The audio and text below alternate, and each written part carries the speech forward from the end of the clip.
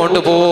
പക്ഷെ ഉമ്മു സുലൈമ റളിയല്ലാഹു അൻഹാ നേരെ കിടാവുടെ കൈ പിടിച്ചിട്ട് അല്ലാഹുവിന്റെ റസൂൽ ഹദ്റത്തുക വന്നു ചൊല്ലുടു, യാ റസൂലല്ലാഹ്, പാപ്പയില്ലാത്ത കിടാവാണ് നബിയേ, പാപ്പ മരണപ്പെട്ടു പോയ കിടാവാണ് നബിയേ, രണ്ടാമത് മംഗല ഫിക്സായ പെണ്ണാണ് നബിയേ എന്നാണ്.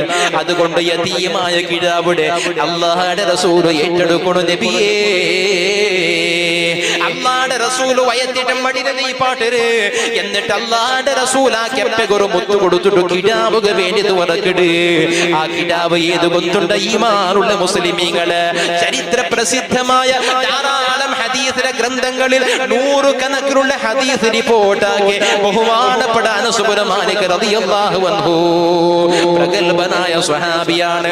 10 വർഷം റസൂലുള്ളാഹി തങ്ങളുടെ വഫാത്ത് വരേക്കും നിഴൽ പോലെ ജീവിച്ച മഹാനാണ് അനസ് ഇബ്നു മാലിക് റളിയല്ലാഹു അൻഹു.